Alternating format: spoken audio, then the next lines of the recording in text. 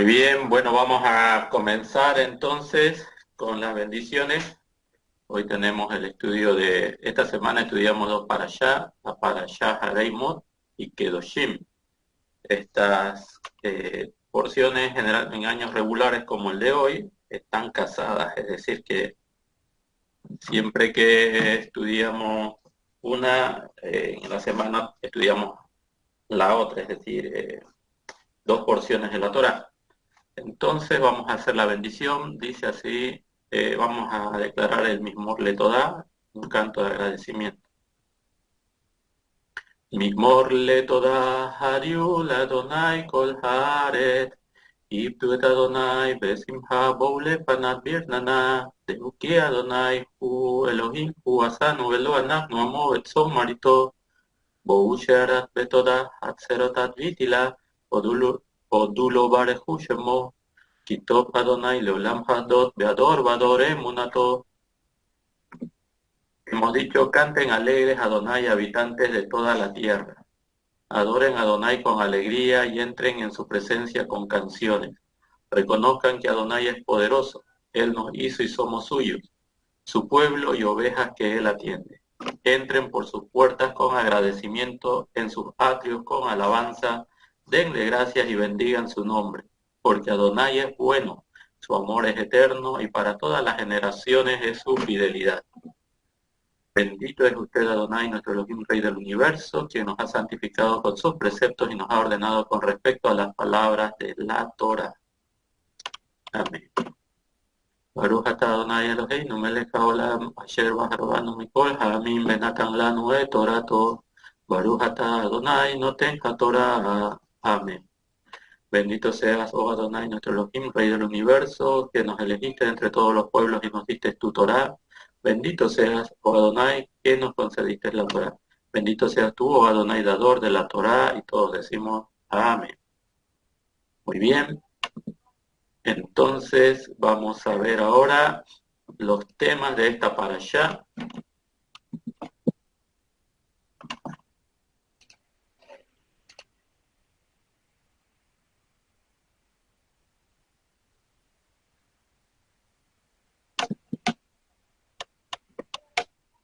Ahí tienen en pantalla, que espero que se vea.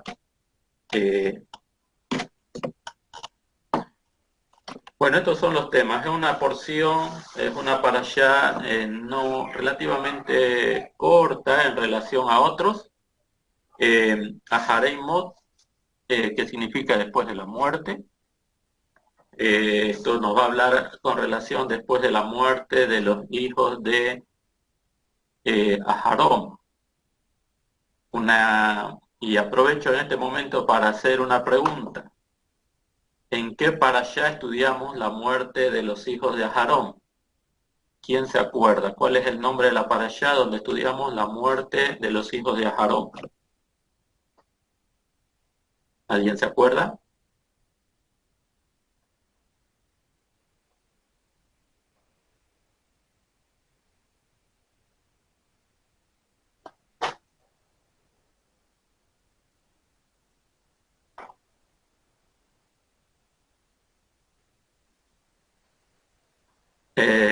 ¿Nadie se acuerda?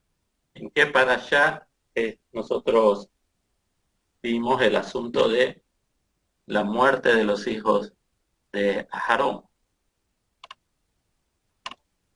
Parashá Shemini, en el día octavo. Bueno, Por ese es Levítico 10, ¿no? Baikra 10, ¿no? Correcto, exactamente, Vaikra Me 10. había olvidado. Sí, bueno, muy bien. Bueno, esta parashá dicen los Jajamín que se conecta, es decir, viene inmediatamente a relacionar los eventos inmediatamente después de la muerte de los hijos de Aharón. Por eso la parashá se llama después de la muerte. ¿Después de la muerte de quién? Después de la muerte de los hijos de Aharón. Vaikra 16.1 dice el día de la expiación. El día de la expiación, en realidad se debería de entender el día de las expiaciones, Yom HaKippurim, porque se hacen varias expiaciones. Se hacen expiaciones por el Cohen Gadol, se hacen expiaciones por la familia del Cohen Gadol, se hacen expiaciones por el pueblo. Y también cada uno de nosotros ayuna ese día para buscar una redención interna, personal. Entonces, esta es la porción para que también se estudia en el día de Yom Kippur, el día de la expiación, Yom Kippur. Entonces, Vaikra 16, el capítulo 16 va a hablar sobre el servicio que se va a brindar en Yom Kippurim o Yom Kippur. Vaikra 17.1 habla acerca de la matanza de los animales. Vaikra 17.10 nos habla de estas prohibiciones de comer sangre. Vaikra 18.1 habla acerca de los pecados. Aquí se llaman estos pecados, el término, no recuerdo el término hebreo, pero aquí vamos a ver los pecados de muerte. Son una lista de pecados que son abominables ante los ojos del Eterno y se denominan, se los entiende como los pecados de muerte, de Karet. Vaikra 19 habla acerca de la santidad ritual y moral y, permítame un momento, y Vaikra 20 habla sobre las consecuencias por no guardar la santidad.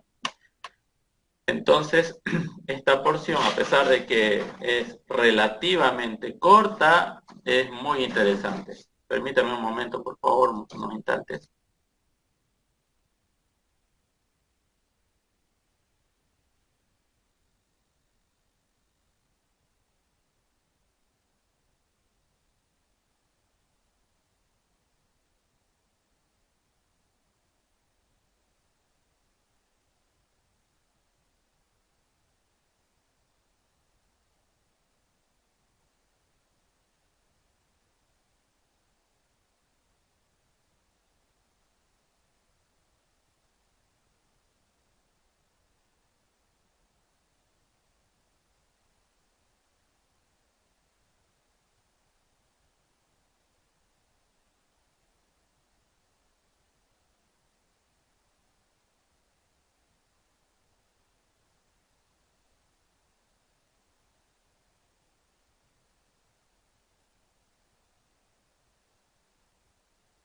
Muy bien, bueno, disculpen, inconveniente.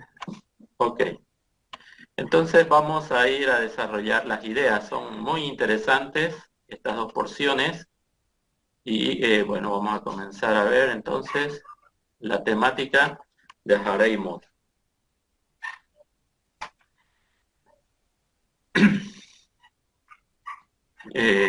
¿Alguien tiene algún comentario que quisiera compartir en este momento sobre la parashá?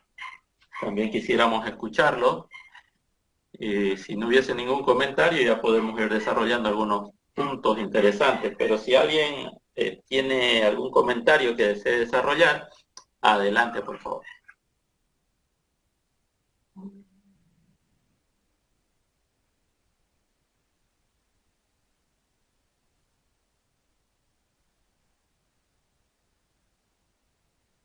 ¿Alguien que haya podido estudiar algún comentario, alguna idea con relación a la parashá?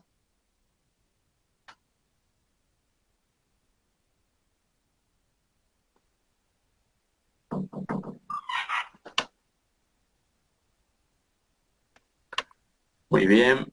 Bueno, entonces vamos a ir desarrollando a través de la lectura. Entonces dice, el Eterno habló a Moshe a Hareimot, tras la muerte de los dos hijos de Aarón, cuando se aproximaron al Eterno y murieron. Y dice aquí, y el Eterno le dijo a Moshe, háblale a Aarón, tu hermano, no vendrá en todo momento al santuario dentro de la cortina delante de la cubierta que hay sobre el arca para que no muera, pues en una nube habré de aparecer sobre la cubierta. Con esto vendrá Aarón al santuario.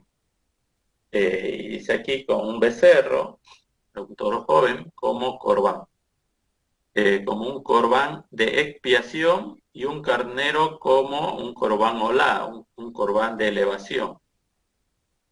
vestirá una túnica de lino sagrada, pantalones de lino habrá sobre su carne, se ceñirá con una faja de lino y cubrirá su cabeza con un turbante de lino.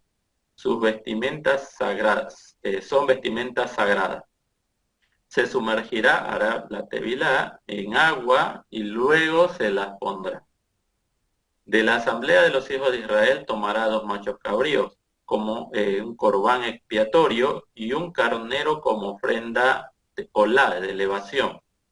Aarón acercará a su propio, vamos a decir, becerro o toro del corbán expiatorio y procurará la expiación para sí mismo y para su casa.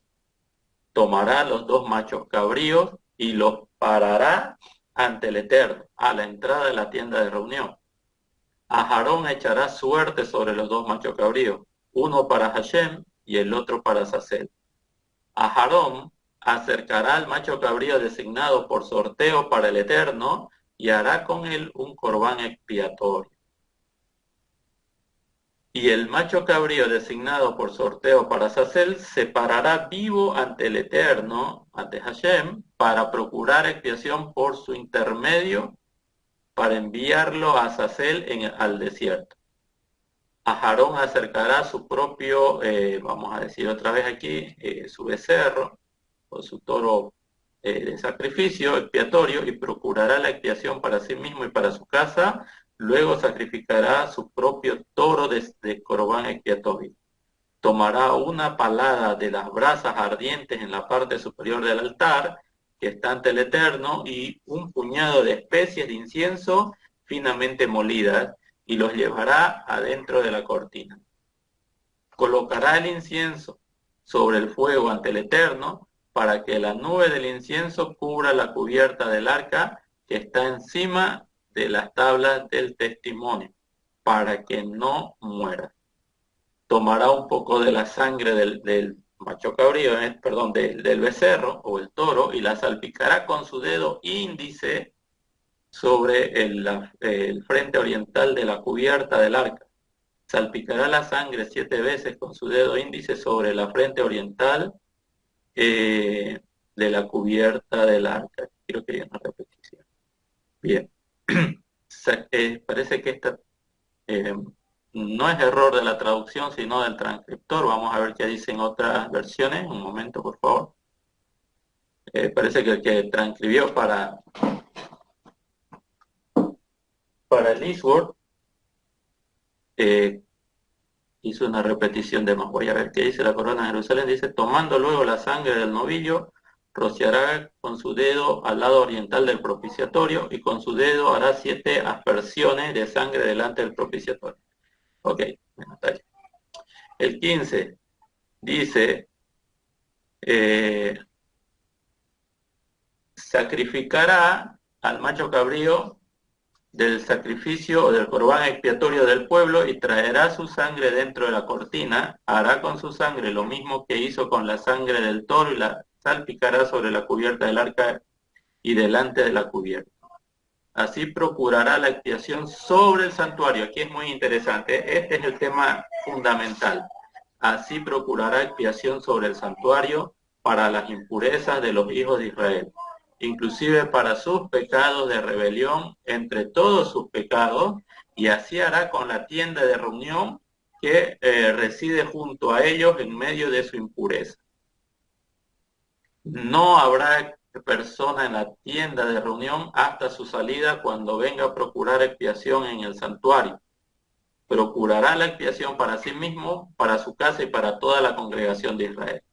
Saldrá al altar que hay ante el Eterno y hará expiación sobre él.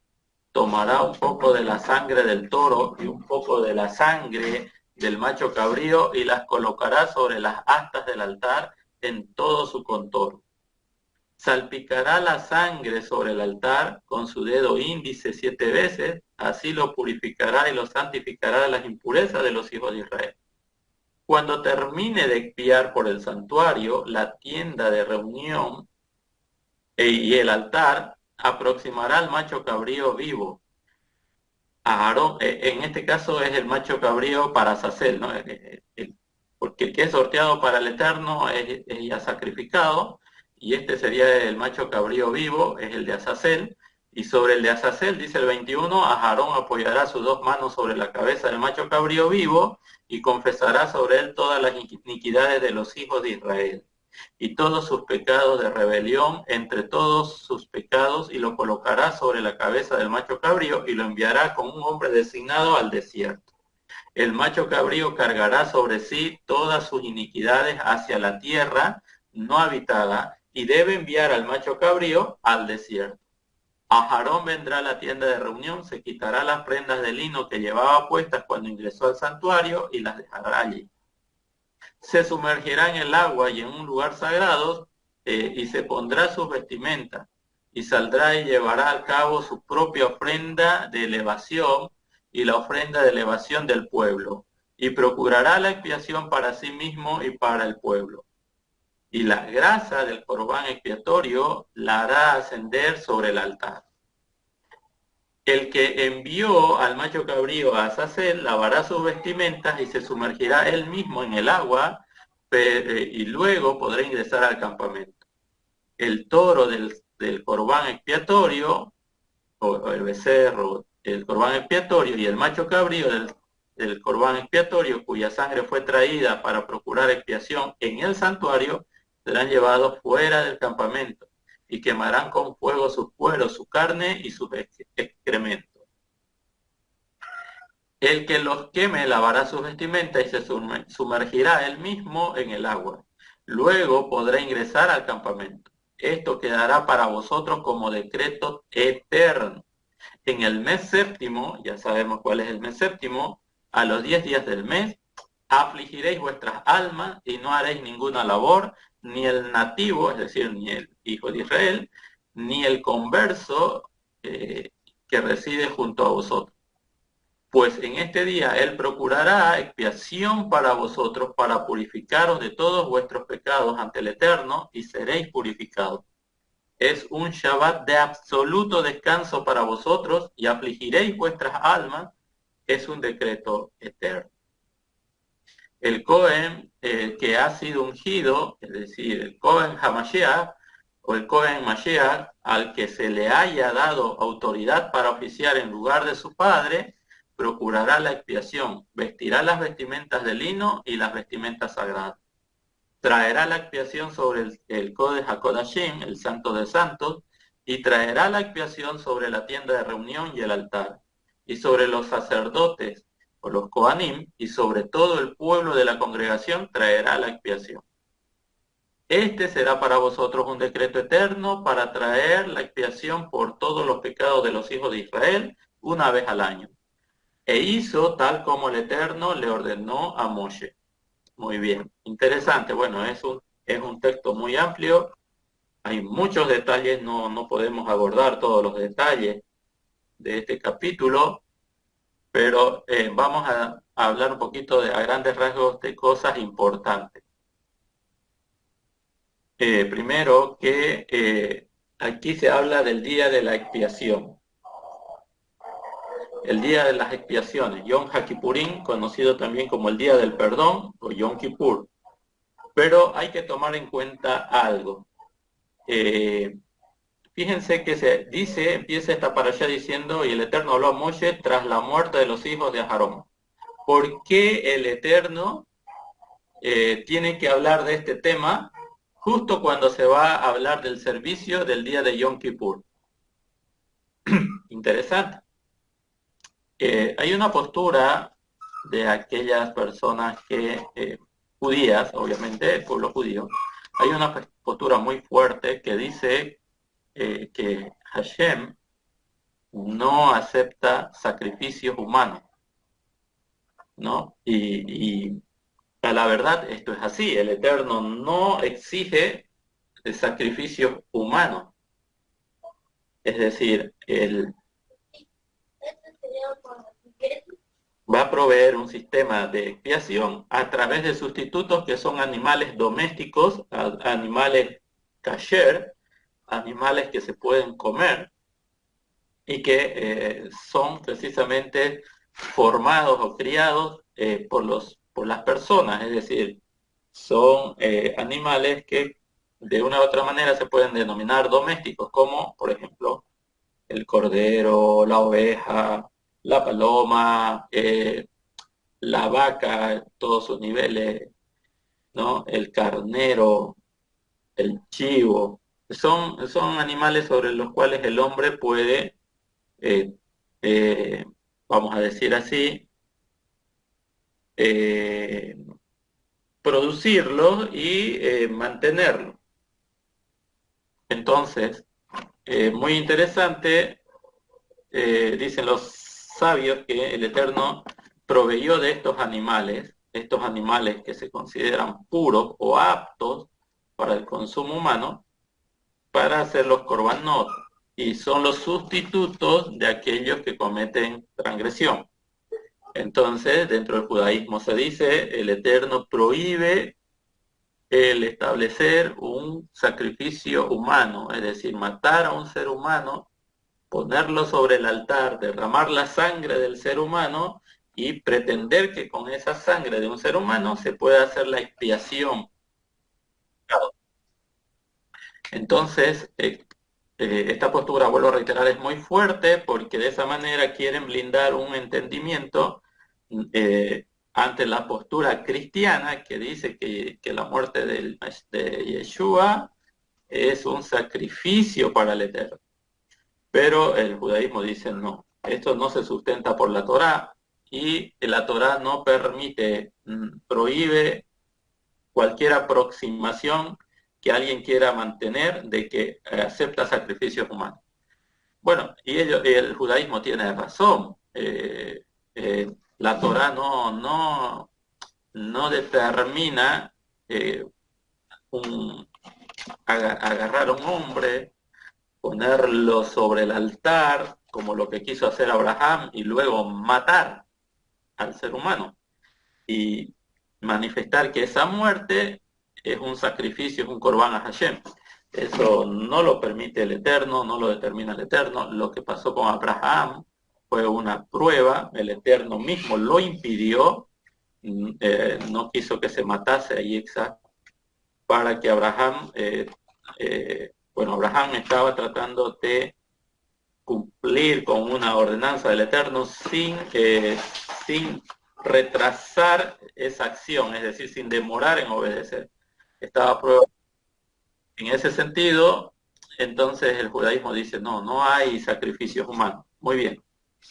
Está entendido eso, evidentemente, y Yeshua no califica para hacer un sacrificio humano como lo puede entender el cristianismo. Pero, ¿por qué aquí en este capítulo de Baikra se enfatiza la muerte de los dos hijos de Aarón? ¿Qué tiene que ver la muerte de los dos hijos de Aarón con todo lo que viene a continuación, que son precisamente el servicio que se va a llevar a cabo en el día de la expiación? ¿Por qué se yuxtaponen estos dos temas? Ya estudiamos en Parashá Shemini lo que pasó con los hijos de Aarón.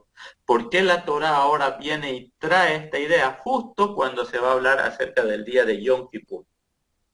Bueno, entonces los Jajamín dicen que en la Torá va a yuxtaponer muchas veces algunos temas que tienen que ver con la purificación del pueblo o la expiación del pueblo. Un ejemplo de ello es este pasaje, que habla de la muerte de dos sadiquim, que son Nadab y Abiú, y luego se habla de la expiación. En otros pasajes, los sabios relacionan la muerte, de Miriam, y luego se habla de las cenizas de la vaca roja. Las cenizas de la vaca roja se utilizan para la purificación por impurezas fuertes, como es la impureza que viene por cadáver del ser humano. Entonces, en esa lógica, los sabios del pueblo de Israel establecen, estos temas se yuxtaponen para enseñarnos que así como, por ejemplo, el día de Yom Kippur expía por los pecados de Israel, la muerte de los sadiquim también expía por los hijos de Israel. Es decir, que la muerte de Nadab y Abiú fue tan fuerte que ese día que se estaba inaugurando el santuario, el Eterno propició una expiación. Y por eso es que ahora que se va a hablar acerca del día de las expiaciones, también se menciona de manera, vamos a decir, que no es normal la muerte de los hijos de Aarón. Y así también la muerte de Miriam se menciona antes de la ceniza de la vaca roja o de la vaca bermeja. ¿Por qué? Porque la muerte de Miriam también sirve como purificación, medio de purificación o de expiación, en el sentido de que Miriam era una sadik. Sadik o sadiká, no sé cómo se dirá, sadik, una mujer sadik, una mujer justa. Y así también, entonces se entiende, y por eso es que los sabios dicen, bueno, aquí se menciona la muerte de estos dos hijos de Aarón, hijos del Cohen Gadol, los sabios de su generación, hombres muy elevados, y esa muerte se va a relacionar con el día más sagrado, el día en que se hacen las expiaciones para el pueblo de Israel. Entonces, aclarando el concepto, es verdad, la Torah prohíbe el asesinato de una persona, la matanza de una persona para derramar su sangre y decir que eso va a ser una expiación, eso está prohibido. Eso no es de la Torah. Pero la idea de que la muerte de los sadikim son un medio para procurar la expiación de Hashem, que Hashem le va a otorgar al pueblo de Israel, eso sí es de la Torá y de los profetas. Entonces, aquí tenemos que entender un concepto muy claro para no caer en el error de promover a la muerte del Mashiach en un sentido de un homicidio y de que su sangre del Mashiach es, digamos, algo aceptable ante el Eterno para hacer expiación. No, sino el concepto es que la muerte, primero, los sufrimientos de los sadikim, cuando una persona justa sufre, o el Eterno carga sobre la persona sufrimiento, es decir, una persona es justa, pero le vienen enfermedades, una persona es justa, pero le vienen catástrofes como a Job, por ejemplo. Sin embargo, el sadik acepta con amor todos los decretos del Eterno. Y gracias a la predisposición de esa alma que acepta con amor todos los decretos del Eterno y tiene una emuná muy elevada y dice todo es para bien, entonces esa persona es un sadik. Cuando esa persona muere, la muerte de esa persona trae alegría al Boreolán, al creador de todas las cosas, y él, a través de la muerte de ese sadik, se mueve a misericordia por su generación. Ese es un concepto de la Torah. En ese sentido es que debemos entender nosotros la muerte de los sadikim y la muerte del sadik de sadik. ¿Ya? Pero no en el aspecto de creer que es un sacrificio al estilo de los animalitos que se mataban, porque se mataban, se sacrificaban y se derramaba la sangre. Y ellos eran los sustitutos del ofrendante, del que tenía que expiar su culpa, en caso de que sea una ofrenda hatat, ¿no? Una ofrenda por el pecado sin intención. Bueno, en la próxima parashá, Kedoshim, vamos a hablar de los pecados intencionales y de los que no son intencionales. Entonces, por eso es que dicen los sabios que en esta parashá se trae el tema de la muerte de los hijos de Aarón y luego se habla de todo el servicio del día más sagrado del calendario hebreo, que es el 10 de Tisri, el 10 del séptimo mes, el día de Yom HaKippurim, el día de las expiaciones. No sé si se entendió la idea, ¿hay alguna pregunta para que avancemos? No vamos a abordar todos los temas del capítulo 16, son profundos, son muy interesantes, pero no, vamos a tratar de ver otros temas también. Pero quisiera saber si se entiende esta idea que transmiten los sabios de por qué se yuxtapone la muerte de los hijos de Aarón al tema del servicio de Yom Kippur. ¿Hay alguna pregunta, algún comentario, alguna adición que quieran hacer? Adelante, estimado. Sí, ¿qué tal, More? Básicamente, agradecerte porque se tiene la idea que que Yehoshua o Yeshua es también un cordero de sacrificio, ¿no? Cuando a veces nosotros le hacemos la pregunta y le decimos, bueno, con todo respeto le decimos, al menos voy a hablar desde mi posición, ¿eh? O sea, puedo estar equivocado, por supuesto. Yo le digo a las personas o le argumento, ¿quién tenía que morir? ¿Un animal o una persona? Un animal, ¿no? ¿Quién lo tenía que matar? ¿Un sacerdote o un romano? Un sacerdote. ¿Dónde lo tenía que matar? ¿Tenía que degollarlo en el cuello o tenía que crucificarlo? Tenía que degollarlo en el cuello. ¿Y dónde lo tenía que matar? ¿En el templo o afuera del templo? Entonces en el templo. Entonces yo le pregunto, si estas comparaciones no se dan, entonces ¿por qué decimos que Yehoshua es ese cordero del sacrificio, ¿no? Y yo siempre les digo que tiene que ser una simbología, así como tú lo acabas de poner, que es una yuxtaposición, es decir, que va, yuxtaponer es poner encima, digamos, ¿no? Eso significa yuxtaponer. Dando a entender que es una simbología de una persona que es tan importante y tan influyente y tan, ¿cómo se le puede decir cuando una persona, o sea, tan sadik en esa generación, que es como que si su muerte representara la expiación de las demás personas, ¿no? Hay otro pasaje ahí en la Biblia hebrea, no recuerdo cómo se llama esta persona que ahí dice que expió por el pueblo, no me acuerdo, ups, el nombre de la Biblia hebrea. Entonces, eso era básicamente un poco hacerte la pregunta, ¿no? ¿Cómo se puede yuxtaponer también o poner encima a Yehoshua, ¿no? Con su sacrificio? ¿Cómo se entendería, digamos? Así es, correcto, es muy correcto.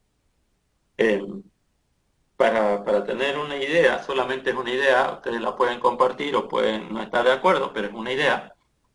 Yehoshua, eh, el sufrimiento de Yehoshua fue el sufrimiento interno que él cargó, eh, que él mantuvo, que él sostuvo hasta que muere. Eh, Fíjense lo que le pasó a él, ¿no? En pocas horas, sus talmidín, sus más allegados, lo dejaron solo, no hubo quien lo defienda y él no dijo nada. Se presentó ante personas foráneas, invasoras, déspotas, lo golpearon, lo humillaron, le causaron mucho dolor y no dijo nada. Lo presentan ante el que tenía autoridad para liberarlo, pero él acepta con amor lo que le pidió al Eterno en Getsemaní, que cuando le dice, por favor, si es posible, quita de mí esta copa, pero por favor que no se haga como yo quiero, sino como tú lo determinas. Entonces, él en ningún momento en, se quiso abstener de lo que tenía que suceder con él. Es más, cuando Shimon Kefa agarra una espada en Getsemaní, cuando él volvía de Getsemaní, y aparecen Judas con los que los van a entregar, y se acerca uno de los oficiantes, uno de los siervos del Cohen, y saca una espada, Shimon Kefa, y le corta una oreja, y el Mashiach dijo, no, ¿por qué haces esto? No, no, que no se debe hacer esto. O sea, él era consciente de lo que iba a suceder, y te dice, ¿acaso tú no sabes que yo puedo orar al Padre? El Padre me enviaría legiones, aunque no sé si será ese el término adecuado, pero enviaría bastantes malajim que podrían luchar por él si él se lo pidiese, pero no lo pidió. Entonces, según lo que dicen los hajamim, cuando el sadik sufre, acepta con amor esos decretos del Eterno. Y Joshua, entendiendo su responsabilidad, entendiendo lo que él tenía que consumar, aceptó con amor el sufrimiento. Pero lo dejaron sus talmidim, no hubo gente que lo defienda, lo entregaron a un ejército invasor y él en ningún momento procuró palabras de desprecio, menosprecio. sino que vemos nosotros que a pesar de que se burlaron de él, él se mantuvo en la verdad. Entonces, los sufrimientos del Mashiach, si bien son físicos, pero el sentimiento interno, nosotros tal vez podríamos haber reaccionado de muchas maneras. Haber cuestionado al Eterno, ¿por qué si yo cumplí con todos tus preceptos tengo que pasar por esta situación? Podríamos estar cuestionando al Creador en algunos aspectos en ese sentido, pero el Mashiach no abrió su boca y fue llevado como oveja, llevado al matadero. Es decir, esto se entiende dentro de la cultura hebrea, cuando se va a hacer Shekhitá, se hace una bendición, se trata de entrar en comunión con el animalito que va a ser sacrificado, que va a derramar su sangre para que otra persona pueda comer, pueda alimentarse. Entonces, el animalito como que entiende para qué vino. Y cuando alguien va a hacer la shekitá, no le produce dolor al animalito, porque el animalito mismo es como que se brindara plenamente y sabe lo que le va a acontecer. Por eso dentro de, bueno, en la yeshiva estábamos estudiando sobre la kashrut, sobre la comida kosher, y no es solamente desangrar al animal.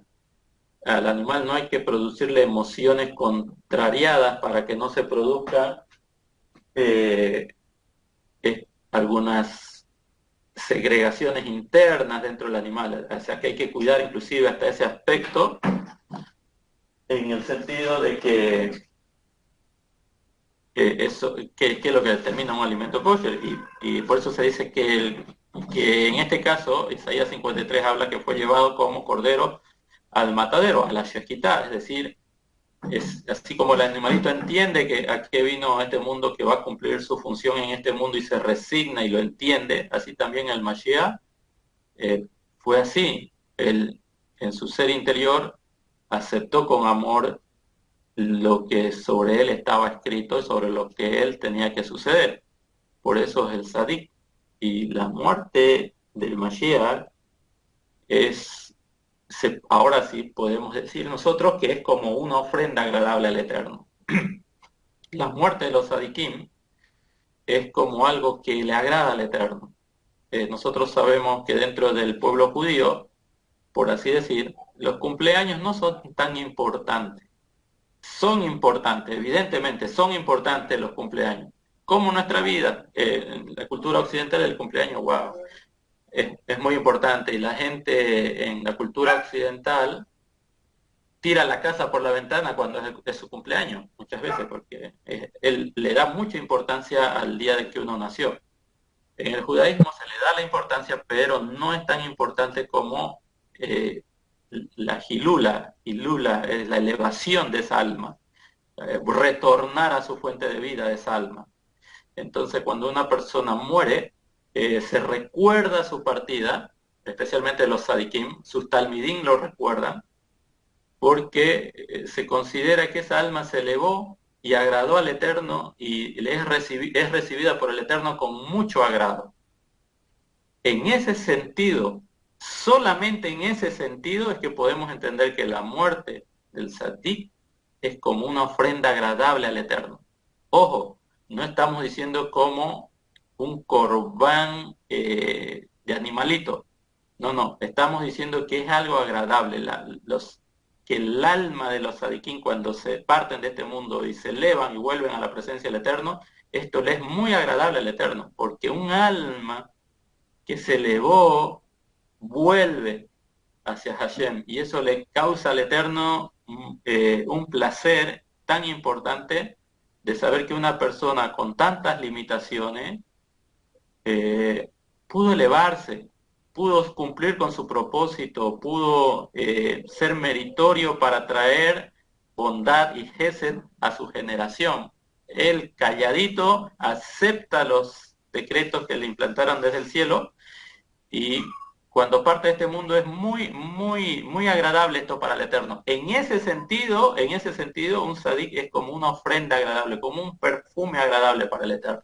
Le gusta.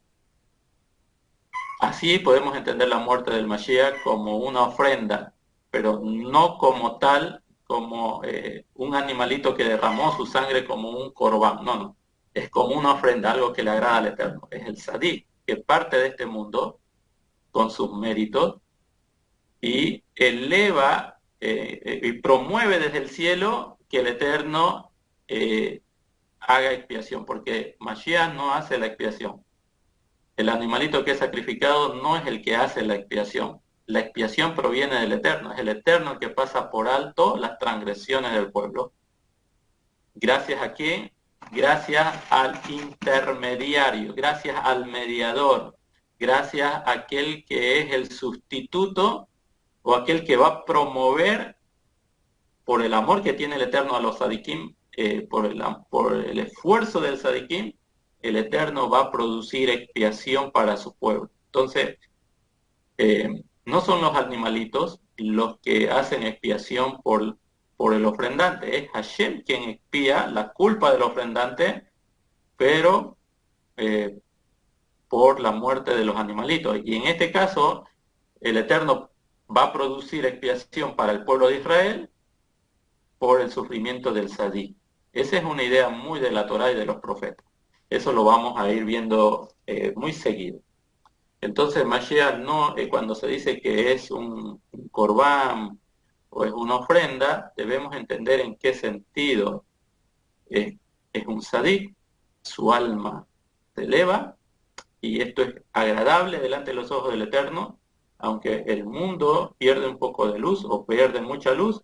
Sin embargo, el Eterno va a promover de parte del Eterno que el Eterno traiga en méritos de ese Sadik tiempos de, como dicen por ahí, refrigerio, pero es el tiempo de la expiación. En ese sentido podemos decir que Mashiach es una ofrenda o un corbán, pero no en el sentido de que lo asesinaron y su sangre cayó y esa sangre es la que quería el Eterno y con eso se deleita el Eterno. No, el Eterno no se deleita con eso. Sino es la actitud de esa persona y cuando un sadik parte de este mundo se eleva, por eso se recuerda la muerte de los sadikim y eso promueve desde parte del cielo, de parte del Eterno, compasión y misericordia. En ese sentido, el Mashiach es una ofrenda. Yehoshua es como una ofrenda, pero ojo, no es un sacrificio humano. Que se entienda bien este punto. Bueno, vamos a continuar. Hay otros temas. Si hay preguntas al final, por favor, vamos a continuar. Hay muchos temas bonitos aquí en esta parasha. Bueno, fíjense que el mismo Cohen Gadol tiene que ofrecer un corbán, tiene que ofrecer un sustituto por su pecado. Ya habíamos hablado de esto, ¿cuál era el pecado? ¿Por qué Aarón tiene que presentar un corbán? Aarón es el hombre más santo de la congregación, el hombre más sagrado de la congregación, lo cual vemos a través de este texto que eso no significa que él nunca peca, ¿ya? No significa eso.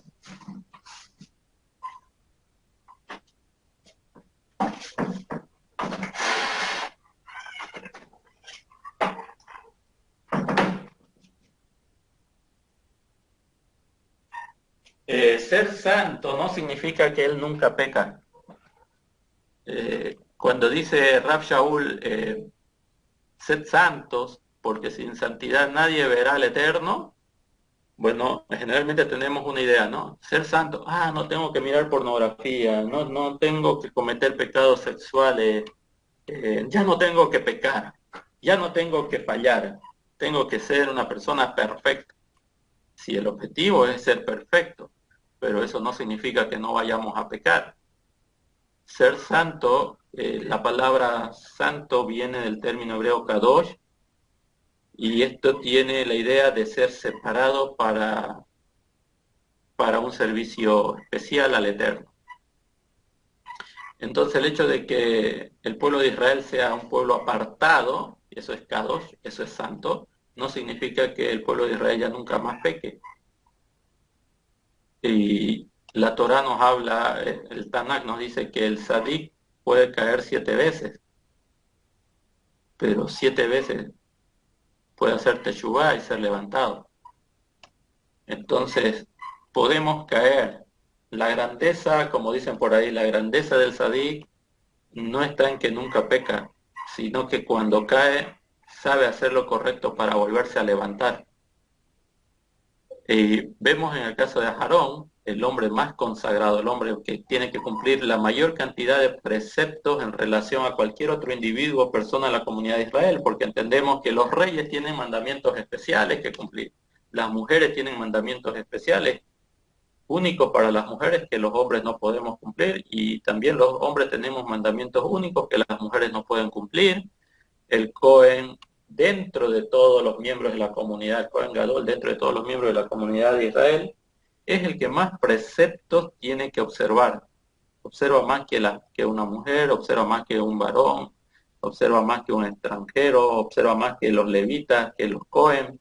Él tiene que cumplir con la mayor cantidad que se le impone a un israelita desde la perspectiva de la Torá, por lo cual se dice que es el hombre más consagrado, más separado, más santo de la comunidad, porque es el que más preceptos se le atribuyen que tiene que realizar.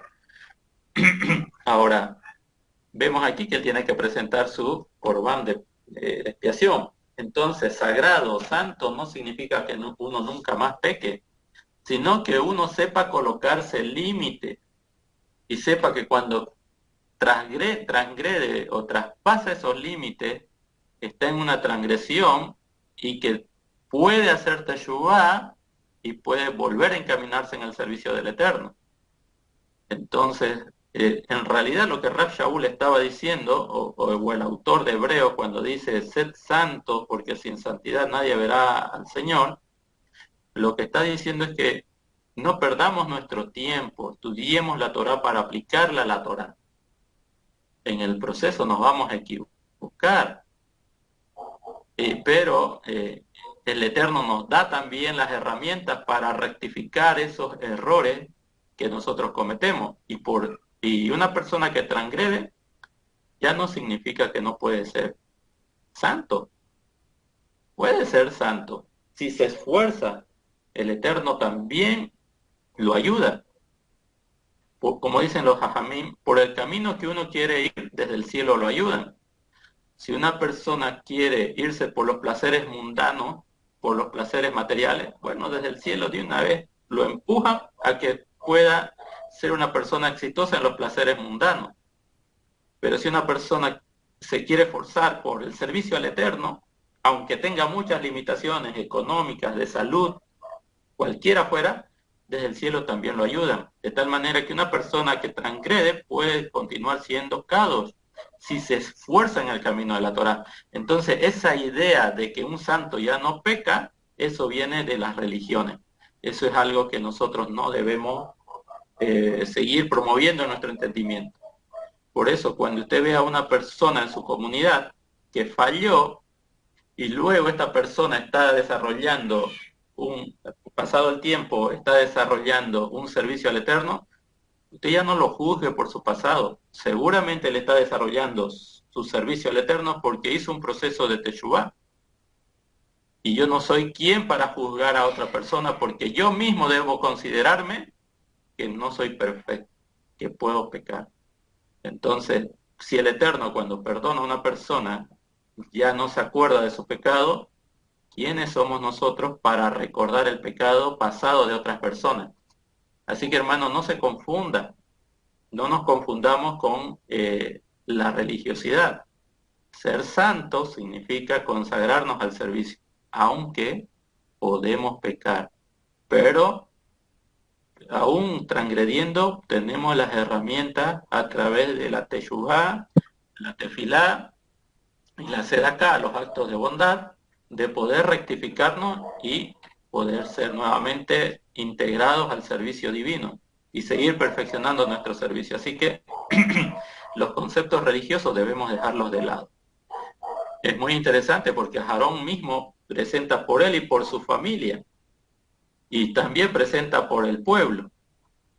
de un Yom Kippur a otro Yom Kippur, el pueblo, a pesar de que es Kadosh, puede cometer algunas faltas, pero en Yom Kippur, a través de afligir sus almas, de hacerlo adecuadamente, entonces puede también alcanzar la bondad inmerecida de parte del Eterno, porque algo que lo dijimos en una oportunidad, nosotros somos salvos nosotros somos salvos, Hashem nos salva, nos liberta de nuestras fallas, de nuestros problemas, aunque no lo merecemos. O sea, la salvación que nosotros tenemos es por gracia, no la merecemos. Entonces, ¿por qué tenemos que andar juzgando a otras personas que fracasan o que fallan? Yo no lo puedo juzgar, no le puedo guardar y decir ya no podés ser santo, ¿no? Ese concepto es religioso. Entonces, nosotros tenemos que entender de que Hashem ha entregado mecanismos para que nosotros podamos restaurar nuestro servicio, porque de eso se trata, vivir en este mundo y vivir la Torah. Que cuando nos manchemos nuestra alma con una transgresión, podamos también rectificarla. y eso depende ya de cada uno. Por eso Rab Shaul dice, Sed Kadosh, porque sin Kedushá, sin santidad, nadie verá al Señor. Nadie lo verá. Así que aquí el hombre más consagrado tiene que presentar sus corbanos. Interesante. Tiene que pasar por la tevilá, por sus impurificaciones. Interesante. Así que es muy, muy bonito. La verdad que hay mucho que profundizar en estos temas. Y bueno, a veces no tenemos tiempo. Una última idea que quiero compartir de este capítulo es el Corbán que presenta, lo leímos, que presenta el Cohen Gadol, el que se sacrifica en el santuario y el que él con su dedo índice va y 7 veces salpica, eso es aspersar, salpica sobre el arca del testimonio. Eso es para cubrir las transgresiones, las impurezas del pueblo, y se pueda acercar al Eterno, se puede acercar al santuario. Es decir, que ese Corbán, ese que se sortió y cayó la suerte, o el Pur, ¿no? El Urim o el Tumim, cayó para Hashem, ese se sacrifica, se recoge su sangre, y se lo aspersa 7 veces en el Kodesh HaKodashim, en el lugar más santo, pero eso es por las impurezas del pueblo, por las impurezas del pueblo que va a venir al santuario. Y eso es para que la presencia divina de Hashem no cause estrago, no destruya a los impuros. Entonces, para cubrir las impurezas del pueblo era ese Corbán, es decir, para que el pueblo se pueda acercar al santuario y se pueda exaltar y loar, magnificar al Eterno, pero es por las impurezas del pueblo. Sin embargo, el Corbán o el carnero que era sorteado y el Urín y el Tumín caían para Azazel, ese es el que el Cohen Gadol, en este caso Aarón, el sumo sacerdote, ponía sus 2 manos sobre este animalito y transfería ritualmente, era un simbolismo, los pecados. Ahora sí ya no hablamos de las impurezas, hablamos de los pecados del pueblo de Israel. Los pecados del pueblo de Israel se transmitían cuando el Cohen Gadol imponía sus 2 manos sobre este cordero, y una vez que simbólicamente este animalito cargaba con todas las iniquidades del pueblo de Israel, este animalito era sacado fuera del campamento, fuera de la ciudad, y tenían que asegurarse de que él no vuelva. ¿Y cómo se aseguraban de que él no vuelva? Iban a un despeñadero, y desde el despeñadero había uno designado y este tenía que asegurarse de que el animal fuese despeñado y muera para que no vuelva, porque él ya tenía las transgresiones del pueblo. Entonces, simbólicamente, ese es el cordero que quitaba el pecado del pueblo de Israel. El primero, el que era el Urim y el Tumim que caía para Hashem, el que era sacrificado en el santuario, no era por causa de los pecados de Israel, era por causa de las impurezas. Pero este otro Corbán, el de Azazel, el que no tiene que volver, era el que recibía las transgresiones, eran impuestas sobre él simbólicamente, transmitidas simbólicamente, y este moría a fin de que el pueblo de Israel no tenga transgresiones que puedan ser punibles, porque ese día se hacían expiaciones. Bueno, este es el que se puede representar al Mashiach simbólicamente. Ojo, simbólicamente. Dijimos que el Mashiach no es un corbán, no es un sacrificio. Pero fíjense, este animalito salía fuera del campamento. Yeshua no murió, por así decir, en el santuario, sino que fue llevado a otro lugar que se llamaba el Monte de la Gólgota. Fue llevado. Y obviamente ahí fue asesinado. Lo que pasó con el Mashiach no fue un sacrificio, fue un homicidio, un asesinato. Lo mataron, lo asesinaron. Y no lo asesinaron los Cohen, lo asesinaron los gentiles, por una tradición que tienen los gentiles de matar a alguien acusado o algún prisionero en esa festividad judía de Pesach. Es decir, que fueron los gentiles los que mataron al Mashiach, lo asesinaron, prepararon su muerte, lo hicieron sufrir y hasta que lo mataron, hasta que él no pudo, dejó de respirar, su corazón se paró. Entonces, tal vez no le cortaron el cuello y él no derramó su sangre. Sin embargo, los talmidim van a decir en su sangre, por el poder de su sangre, es que nosotros hemos sido redimidos. Pero aparentemente a él no lo cortaron, no le cortaron la yugular, le traspasan una lanza en el costado, sale agua y sangre. Pero el lenguaje alegórico de los talmidim no se está refiriendo a eso. Cuando dicen que derramó su sangre o derramó su alma, porque el alma está en la sangre, la vitalidad está en la sangre, significa su muerte, es la muerte del Mashiach. Su muerte, es decir, el momento en que él exhaló el espíritu, también se puede decir que derramó su sangre, o también se puede decir que derramó su alma, o entregó su alma. Son términos alegóricos. ¿Ya? Entonces, cuando se dice, cuando usted escucha por aquí, la sangre de Cristo tiene poder, en realidad ellos no están entendiendo, ellos lo están viendo como un sacrificio de animalito o similar, pero en realidad lo que se está diciendo con esa frase, cuando Rab Shaul dice eso, dice que la muerte del Mashiach produce expiación. A eso se está refiriendo. La muerte, la sangre de Cristo tiene poder. Bueno, se podía parafrasear, la muerte del Sadí promueve la expiación. Simplemente eso. Bueno,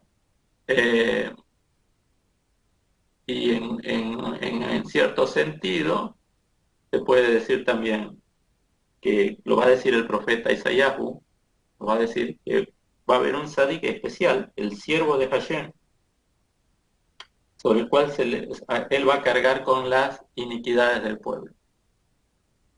Él va a cargar con las iniquidades del pueblo. Alegóricamente, obviamente, ¿no? Es la muerte del sadik, se debe entender como la muerte del sadik. El sadik muere para causar expiación por su pueblo.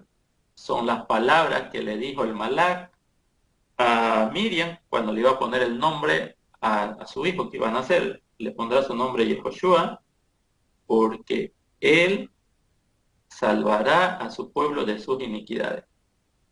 Es decir, que él estaba destinado a cumplir una responsabilidad muy grande, ser la luminaria más grande del pueblo de Israel, y a pesar de ser la luminaria más grande del pueblo de Israel, lo iban a matar. Entonces, así podemos entender nosotros los términos alegóricos, ¿no? De que Él es un cordero que quita el pecado del pueblo de Israel. Como dice Apocalipsis, es aquí el cordero de Elohim, el que fue recientemente inmolado. Bueno, la idea alegórica es el sadí que no se queja, que murió y ya está aquí entre nosotros, digamos, en los Shamaín. Entonces, hay muchas cosas que nosotros debemos tratar de establecer ya nuestro entendimiento a fin de no caer en estas comparaciones absurdas, muy literales, que hace el sistema religioso. Y bueno, esto queríamos compartirlo ahora porque, bueno, se estudia en esta semana sobre lo de Azazel. Muy bien, sobre este capítulo, ¿alguien quiere compartir alguna idea más? Hay varias ideas interesantes.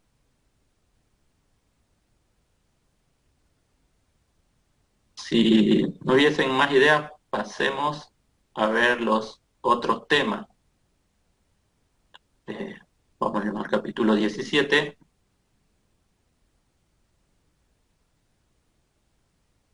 Capítulo 17.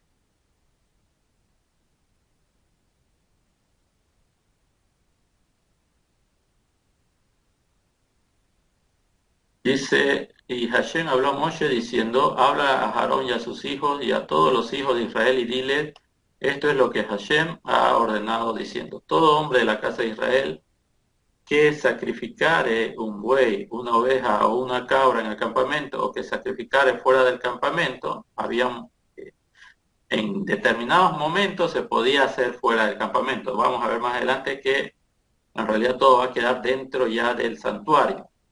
Y no lo trajera a la entrada de la tienda de reunión para ofrecerlo como ofrenda al Eterno ante el Mishkan del Eterno, será considerado como ese hombre que ha derramado sangre y él será apartado de su pueblo. Bueno, entonces quiere decir que todo ciudadano, todo israelita, que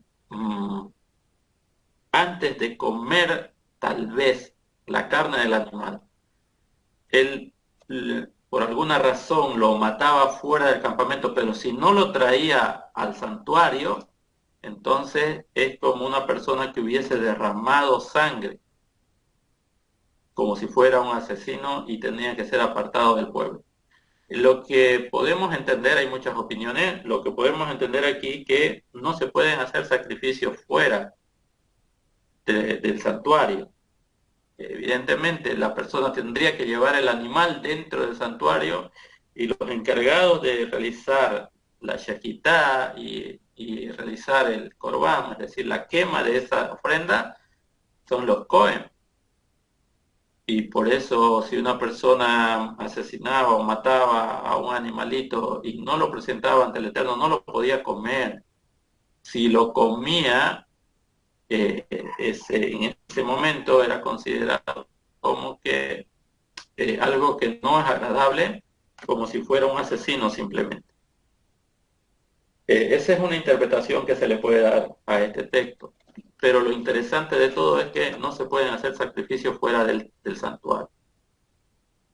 El 5 dice, para que los hijos de Israel traigan sus ofrendas festivas que sacrifiquen en el campo abierto y las traigan al Eterno a la entrada de la tienda de reunión, al Cohen, y las sacrifiquen como ofrenda festiva de paz para el Eterno. El sacerdote arrojará la sangre sobre el altar del Eterno en la entrada de la tienda de reunión y hará que las grasas asciendan en humo para hacer un aroma agradable al Eterno. Evidentemente, esta parte de aquí hay que aclararla, no es que el Eterno le guste el olor de la carne o se complazca con el olor de la carne, qué buen asado, qué buena carne, qué buen sazonado está. No, no, no. El Eterno no tiene nariz, por así decir, como para ponerse a estar percibiendo los olores. No es ese el sentido. No es ese el sentido. Sino que si alguien lo hace bajo estas normativas, es delicado, vamos a decir así, es exhaustivo, es bien detallista en realizar este tipo de corbán. Si lo hace adecuadamente, eso es agradable al Eterno. Simplemente eso está diciendo, que él es algo agradable al Eterno. Pero no que él perciba el olor de la carne o que le gusta el olor de la carne. No, no es ese el sentido, sino que la forma y la disposición de la persona que presentó el corbán, el que realizó el corbán, el sacrificio, lo hizo de acuerdo a la Torah, entonces eso es como una señal de obediencia, es muy agradable al Eterno. El 7 dice, ya no sacrificarán sus ofrendas a los demonios, tras los cuales se descarrían. Y este será un decreto eterno para ellos y para sus generaciones. ¿Se acuerdan? Rab Shaul va a decir que también cuando vayamos a comprar carne, cuando no hay comunión entre el templo de Elohim, es decir, entre los siervos de Hashem y los que sirven a la idolatría. Por eso un judío, una persona, un rabino, vamos a decir así, está prohibido para un rabino asistir a un templo de idolatría. Un rabino, si ustedes escuchan, en tal congregación cristiana evangélica se va a venir un rabino a enseñar sobre la Torá, a enseñar la perspectiva judía del Mashiach, entonces no hay que creer en ese rabino. Ese no es un rabino, no lo es, porque no puede un judío eh, estar donde hay idolatría. En este caso, el judío no puede ir a un templo hindú a hacer sus oraciones. Un judío no puede ir a un templo católico a hacer sus oraciones, sus plegarias al Eterno. No puede, no puede. Está prohibido. Y aunque he escuchado a algunos judíos que dicen, bueno, sí le está permitido a un judío ir a una mezquita a realizar sus oraciones. Si es que está impedido de asistir a una sinagoga, una mezquita puede ser. ¿Por qué? Porque los islámicos no son idólatras. Ellos tienen una concepción de su deidad, pero no son idólatras, como el cristianismo, por ejemplo, el hinduismo. Pero en la medida de los casos es mejor no asistir a ninguno de los templos de abodaza, de idolatría, de servicio inadecuado. Y por eso aquí dice el Eterno, y no sacrificarán. Que esto era común en Egipto, ¿no? En Egipto se sacrificaba, se mataba para que las deidades, o sea, alguien decía, no, no tenemos cosecha, no, no hay lluvia. Debe ser que los dioses están enojados. Sacrificaremos nuestros animales, sacrificaremos a nuestras hijas, sacrificaremos a las vírgenes, sacrificaremos a los primogénitos, por así decir. Son ejemplos, ¿no? Y para aplacar la ira de las deidades. Entonces, la gente estaba acostumbrada a matar por matar animales, tratando de aplacar el enojo de sus deidades para que en algunos casos les dé una buena cosecha, para que en otros casos les mande lluvia. Pero bueno, el Eterno prohíbe eso. No, no se puede hacer eso. No se deben sacrificar a los demonios, a otras deidades. No se puede. Por eso se necesita el corbán para presentar corbanot. No hay otro lugar donde presentar corbanot. No existe. Está prohibido hacerlo fuera del santuario. Por eso el Eterno no quiere que nosotros, o que el pueblo de Israel, en este caso, coyuntural en los días de Moshe Rabenu, practiquen lo que hacían los egipcios o practiquen lo que hacen los cananeos en la tierra de Israel cuando ellos entren a la tierra de Israel. Solamente dentro del Mishkan estaba permitido y más adelante dentro del Beit HaMikdash. Y solo a Hashem. Y hoy entendemos nosotros que los korbanot que presentamos al Eterno son las expresiones de nuestros labios. De tal manera, hermano, que si alguien se confunde y empieza a orar a otra cosa que no sea el Eterno, puede estar cayendo también en este tipo de transgresión. Cuidado con estar pidiéndole a los ángeles, cuidado con estar pidiéndole al Mashiach. Hay que tener mucho cuidado con eso. La mala inclinación es bien sutil, bien sutil. Y ahí vemos a muchos que dicen ser de la restauración de Israel, que le hacen plegaria al Mashiach. Hay que tener mucho cuidado con eso porque eso es abodázara. No enseñó eso el Mashiach. Él nunca enseñó eso. Entonces hay que tener mucho cuidado. No podemos ofrecer sacrificio a otro ser fuera de Hashem. Ok. El 8 dice, y a ellos les diré, todo el hombre de la casa de Israel y de los prosélitos que habitaren entre vosotros, que ofrendare una ofrenda de elevación, o una ofrenda festiva, y no la trajera a la entrada de la tienda de reunión para realizar su servicio al Eterno, ese hombre será apartado de su pueblo. Cuidado, es lo mismo, volvemos al mismo principio, no se puede ofrecer nada fuera del santuario. Todo hombre de la casa de Israel y de los prosélitos que habitan entre vosotros, que consumiere sangre y no concentrare, perdón, yo concentraré mi atención sobre tal persona, sobre tal alma, que consume sangre y la separaré del pueblo. Permítanme, quiero ver cómo traducen otras versiones. Exterminaré, la Reina Valera que dice, cortaré. Esto es caret, ¿ya? Es caret. Cuando dice lo separaré de su pueblo es caret, es terrible, es complicado. No podemos presentar korbanot fuera del templo y aquí dice que no debemos consumir sangre. Esto de la sangre es interesante, lo vamos a ver más adelante. No solamente, hermanos, está prohibido consumir sangre de cualquier animal, sino que no se puede consumir la carne de un animal si la sangre de ese animal no fue enterrada. Porque, bueno, en las clases que hemos estado pasando sobre kashrut, sobre la comida kosher, eh, llegábamos a una conclusión de que es muy difícil en el exilio poder consumir carne apta, porque si bien nosotros podemos extraer la sangre, no sabemos cómo ese animalito o ese animal fue sacrificado. No sabemos qué se hizo con la sangre de ese animal. Cuando usted va al campo, tal vez, y usted ve que alguien sacrifica un animalito para consumir, bueno, nosotros decimos, hay que tratar de extraerle toda la sangre, les explicamos todo eso. Pero además hay que decirle que tapen la sangre de ese animal.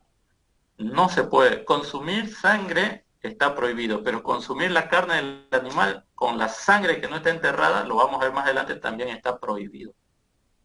Entonces, ¿cómo hacemos nosotros? Yo voy al mercado, compro una carne, estoy hablando en el exilio. En Bolivia no hay shohet, no hay personas capacitadas para obtener la carne kasher, ¿no? Y en los mataderos no sabemos qué hacen con la sangre. Si la entierran, no la entierran. Bueno, no sabemos, está muy difícil en el exilio. Entonces tenemos que hacer aproximaciones. No tenemos las condiciones. Pero la mayoría de las personas observantes que se desarrollan en lugares donde no hay condiciones de obtener carne kasher, entonces optan por lo que dijo el profeta Daniel. Daniel, cuando estaban en Babel, no quiso comer de los banquetes de los babilonios que ellos preparaban para sus sabios. ¿Por qué? Porque el babilonio no hace shejitá, porque el babilonio no entierra la sangre de de las bestias que mata para comer. Entonces, no es que Daniel dijo, no, yo me haré vegetariano y voy a nutrirme mejor y me va a nutrir eso mejor el cerebro y voy a ser más inteligente. Si como carne me voy a hacer menos inteligente, menos sabio. No. No es ese el entendimiento, no es promover el vegetarianismo o el veganismo, no, sino que es obedecer la Torah. El punto de Daniel era, estoy en el exilio, yo no puedo comer comida trefá o carne trefá, carne no apta. tengo que comer de acuerdo a lo que me establece la Torá. Y como sé que aquí la carne no la preparan de la manera adecuada, entonces en ese caso prefiero comer verdura. Y esa es una de las opciones que nosotros tenemos. Tratar de, hasta que, en la medida que podamos, obviamente, en la medida que podamos, tratar de cambiar nuestro sistema de alimentación y acercarnos un poco más al vegetarianismo. En el caso de las carnes rojas, ya en el caso de las carnes rojas. Pero también debemos ser conscientes que en las festividades el Eterno nos exige comer carne. No podemos hacer festividades con comidas vegetarianas. El Shabbat demanda carne. Las fiestas solemnes demandan carne, Pesach demanda carne. Entonces, no es que nos oponemos a comer carne y promovemos lo que otros sistemas religiosos dicen, no, no hay que comer carne, no hay que comer nada de los animales, solo verduras, ni siquiera el huevo. Ustedes saben a lo que me refiero. Están ahí promoviendo una dieta saludable, pero no se trata de eso. Daniel lo que quería era cumplir con la Torá en el exilio y nos abre ese entendimiento. O sea, si nosotros vivimos en condiciones donde no hay Torá, no hay la forma de obtener alimentos adecuados, no vemos si entierran o no entierran la sangre, entonces una persona muy observante dirá, entonces sí, yo voy a cambiar mi régimen alimenticio, voy a hacer un esfuerzo, me voy a dedicar a comer lo que me permite la Torá. Voy a cambiar mi sistema de alimentación, voy a cuidar el cuerpo, voy a cuidar esto que representa la residencia de la presencia divina. Cada uno de nosotros tiene en su interior parte de la presencia divina. Es ese aliento de vida que proviene del Eterno. Pero no quiere decir que ya nunca más comamos carne, sino que no están dadas las condiciones. Así que, como dicen los jajamim, en lo que está permitido debemos santificarlo. En lo que se nos permite hay que santificarse, hay que elevarse. En el exilio no tenemos las condiciones. Hace unos par de meses creo que nuestro hermano Pablo mandó un video sobre cómo eran los shohet, cómo preparaban los cuchillos, los shohet, para sacrificar, faenear los animales y tener carne kasher. Y él era muy meticuloso, dice que se pasaban la mayor parte del tiempo afilando sus cuchillos. Tenían que afilar sus cuchillos, verificar si no habían estrías en el filo del cuchillo para no causarle sufrimiento al animal. En la mayor parte del tiempo era preparar esos cuchillos. Impresionante. Entonces, vemos que no hay ese nivel de acercamiento entre nosotros en el exilio para decir, bueno, yo puedo obtener carne kasher. No, entonces, ¿qué hacemos nosotros? Aproximaciones. Hashem sabe que es muy difícil en el exilio, es muy complejo, muy complicado para nosotros. Estamos en el exilio no romano, son muy diferentes a la del Estado de Israel, entonces hacemos aproximaciones.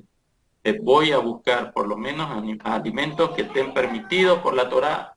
En este caso pueden ser corderos, pueden ser becerros, de la vacada, chivitos, pueden ser pescados, pollo, pueden ser todo ese tipo esa gama de alimentos que podemos encontrar y cómo nosotros podemos aproximarnos a lo que exige la Torá, extrayéndole la sangre con la sal, con el agua, lavando varias veces por bastante tiempo, haciendo reposar la carne con sal y agua durante 7 horas como mínimo, luego remover esa agua y volver a hacer lo mismo durante 3 veces, de tal manera que yo me aseguro de extraer toda la sangre.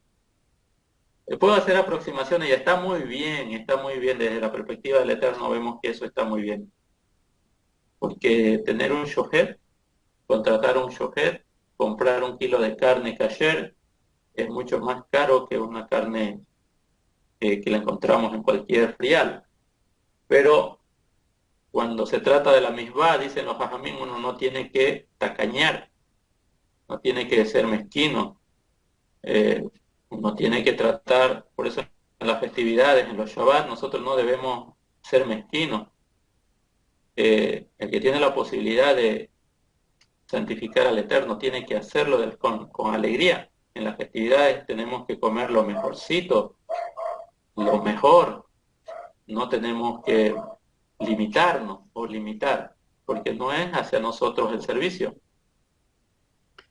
Y cosas así que nosotros podemos tratar de esforzarnos y tener un shohet demandaría tal vez comprar carne a un nivel más elevado, pero hay que hacerlo. Pero como no tenemos esas condiciones, hacemos aproximaciones. Y justamente aquí hablando de la sangre, en esta para allá y también en la otra para allá, se nos habla de la prohibición de comer sangre.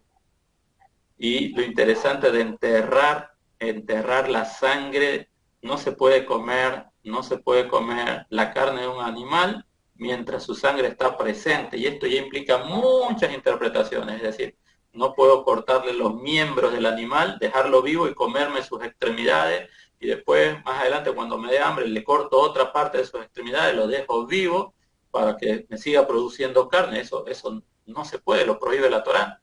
Y eso parte del principio de que no se debe comer al animal en su sangre, es decir, cuando la sangre no está enterrada. Entonces, como ustedes verán, es complicado en el exilio cumplir con estas regulaciones, pero ¿qué podemos hacer? Estudiarlas, crear una conciencia en nosotros de que queremos llegar a tener ese nivel de entendimiento y de aplicación de la Torá de servicio al Eterno, y cuando se den las condiciones, cumplirlo, hacerlo. ¿Ya? Pero vamos a ir entendiendo, yo creo que el jueves vamos a hablar por qué es importante la sangre de los animales, por qué es importante nuestra sangre, la sangre del ser humano, del Ben Adam. Es muy importante esto, y bueno, no lo vamos a poder ver ahorita porque hay otros temas, pero hay que entender por qué el pueblo judío anhela la reconstrucción de su templo. Y eso está muy ligado al concepto del alma, ya lo vamos a ver más adelante. Dice aquí el 11, pues el alma de la carne está en la sangre, y yo la he asignado para vosotros sobre el altar, para procurar expiación por vuestras almas, pues es la sangre la que expía por el alma. Alma es la persona con todo lo que conlleva una persona, y el Eterno ha dado la sangre de un ser para que expíe a una persona. Esta sangre es la sangre de los animalitos permitidos que van a hacer que el Eterno cubra o limpie a la persona de la transgresión. Por eso, la sangre solamente se podía vertir en el altar, en el altar. Y si no se vertía en el altar, tenía que ser enterrada. Esto lo vamos a ver más adelante. Tenía que ser enterrada. Y bueno, personas que tal vez no comen alimentos de esta manera, por eso vemos en el mundo muchas enfermedades que tienen que ver con el páncreas, con el cáncer de colon, con enfermedades sanguíneas, enfermedades en la célula del cáncer mismo. Y todo esto se produce a causa de que el alma del ser humano no puede comer animales en estas condiciones y no puede comer sangre. Si la Torá dice que hay que enterrar la sangre, si la Torá dice que no debemos comer sangre, es porque esto es muy dañino para el alma, para la persona. Solamente la sangre de los animales se podía vertir en el altar y esto expiaba a la persona. ¿Ya? Esto hay que ir entendiéndolo porque va a ser parte de nuestra cultura de aquí en adelante, en el servicio que le vamos a ir brindando a Hashem, nuestro Padre. El 12 dice, por eso he dicho a los hijos de Israel, ninguna persona entre vosotros podrá consumir sangre, y el prosélito que habita entre vosotros no podrá consumir sangre. Todo hombre de los hijos de Israel y del prosélito que habita entre ellos, que atrapare una bestia o una ave que puede comerse, derramará su sangre y la cubrirá con tierra. Y bueno, aquí está el precepto. Pues la vida de cualquier ser, su sangre representa su vida. Y así digo a los hijos de Israel, no consumiréis sangre de ningún ser, pues la vida de todos los seres es su sangre, y todo el que la consuma será apartado. Trae este precepto, el Eterno trae este precepto justamente después de esto que está en amarillo. Es decir, alguien que come carne sin haber enterrado la sangre, también se infiere, digamos, por esta secuencia del texto, que está transgrediendo. No podemos, debemos cubrir la sangre del animal que se va a sacrificar, ya sea para un corbán y que luego se va a consumir. Y esto es interesante. En los días del Mishkan, en los días de Moshe Rabenu, en los días del desierto, la gente solamente podía comer carne después de presentar el corbán. No es como cuando ya entran a la tierra de Israel, el Eterno ya, entrando a la tierra de Israel, el Eterno ya les permite consumir carne sin necesidad de que la presenten como un corbán. Pero en los días del desierto, en esos 40 años en el desierto, nadie podía comer carne si no presentaba un corbán. Podía ser de agradecimiento, un corbán todá o minjá, ¿no? O un corbán de shelamim, de paz. En esos casos podía comer, es decir, cuando estaba agradecido con el Eterno y presentaba su corbán, podía comer carne. No se le permitía comer carne, no se le permitía comer carne en los días del desierto. Si a alguien se le antojaba un churrasquito, no podía matar un animal. Eso va a ser para cuando entre a la tierra de Israel. Cuando ya no haya el maná, ahí sí. Pero en los días del pueblo de Israel, para consumir carne, tenía que necesariamente primero ir al Cohen, ofrendar, y le daba la parte que le corresponde al Cohen para que él coma también, y la otra parte él se la llevaba para comer y para poder dar un banquete en su casa, porque él estaba agradecido, ya sea porque el Eterno lo permitió que pudiese llegar sano de un viaje muy largo, permitió que se recupere de una enfermedad, que se sane, o porque el Eterno lo salvó de un accidente, lo salvó de la muerte, y la gente tiene que ser agradecida. Iba al Eterno, le presentaba su corbán minjá o su corbán todá, y entonces luego, con la parte que a él le correspondía, ofrecía un banquete en agradecimiento a Hashem. Esos eran los únicos momentos en que podía comer carne. Obviamente esto va a cambiar luego cuando entran a la tierra de Israel. Pero ya cuando entran a la tierra de Israel, la regulación sigue siendo cubrir la sangre del animal que te está faeneando para el consumo. Y eso es muy difícil en el exilio. Es muy difícil. Nosotros no juzgamos, que se entienda bien, no juzgamos a las personas que comen carne en el exilio, porque las condiciones son adversas. La dieta de muchas de nuestras nacionalidades está a base de maíz y carne. Pero estudiar esto y tratar de aplicarlo, esforzarnos por hacerlo, en algunos momentos no se podrá, pero aquel que lo estudia, lo internaliza y lo practica, cuando pueda hacerlo, eso es un mérito muy grande delante de los ojos del Eterno. Eso es plausible, eso es de incentivar, de motivar, pero en determinados momentos no se puede, no podemos. Por ejemplo, en la yeshiva decíamos, aquí en Santa Cruz, la gente va a la universidad, y la gente en la universidad, a veces los muchachos para estudiar, los hijos para estudiar, no pueden estar yendo y viniendo a la casa, almorzar y volver otra vez a la universidad. Se le va mucho presupuesto en transporte, no están dadas las condiciones, entonces hay los comensales.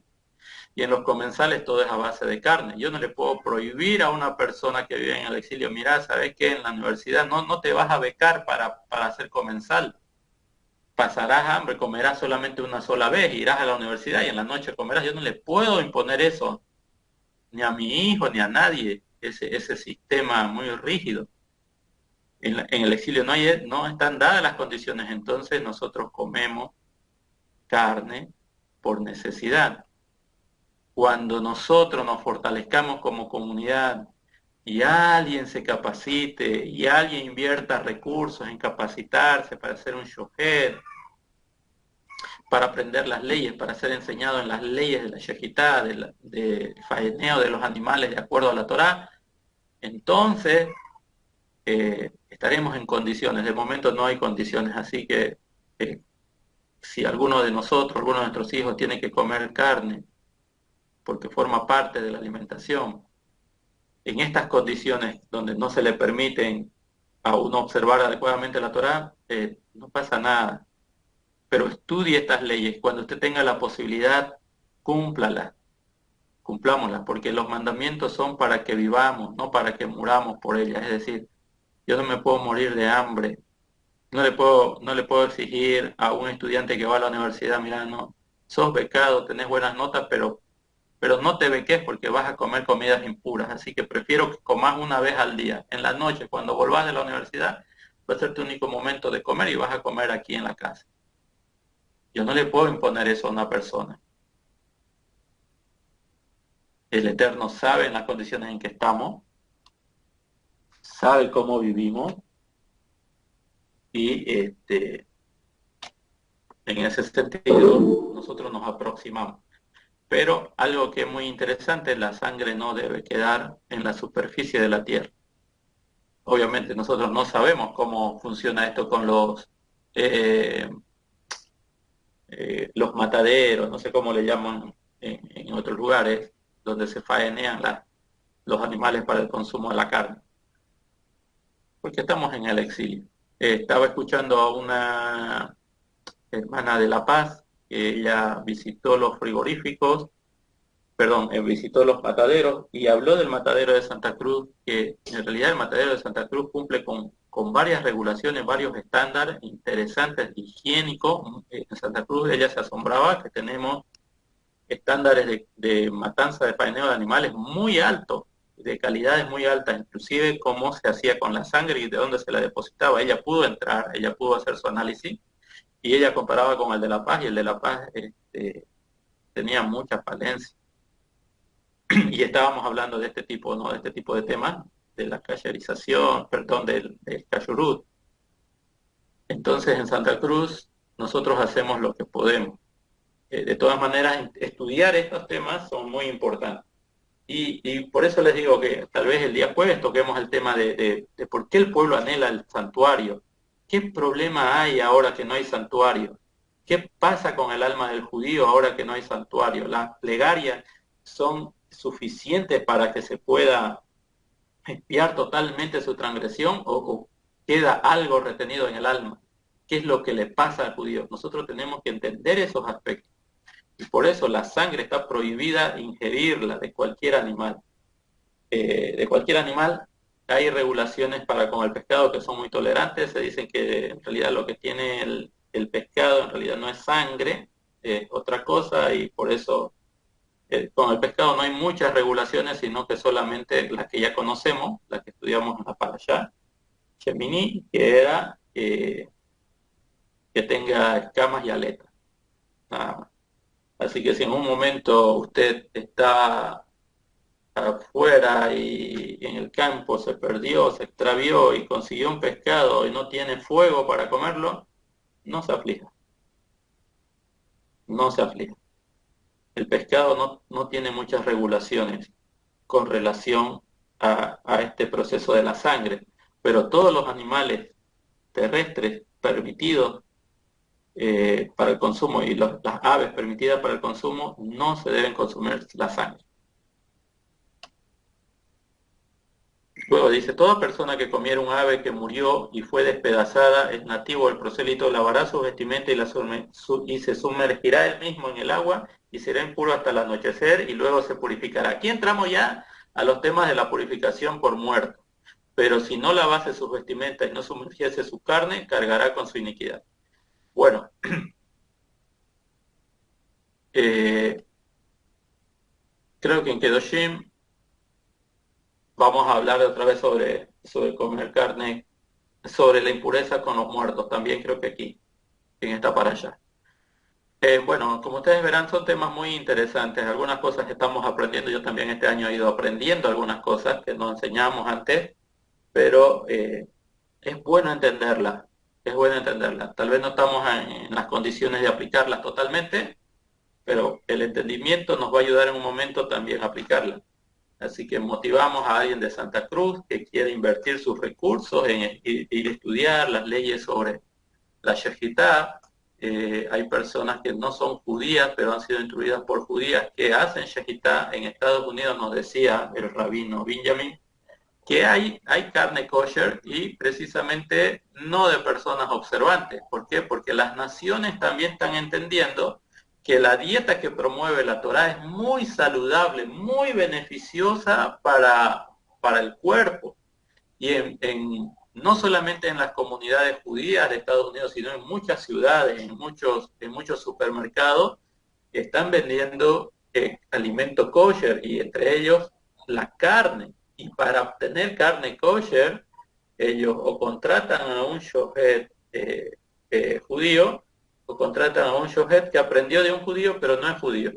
De tal manera que el procedimiento, el proceso pueda ser sin sangre. Obviamente, la del judío está precedida de la bendición. Ese es alimento que trae mucha iluminación a nuestra alma. Y las que es hecha por un shohet que no es observante, obviamente traerá beneficio al cuerpo físico, pero no al alma. Esto también quisiera que se entienda. Cuando usted, mientras más kasher come la comida, la alimentación, su alma se nutre,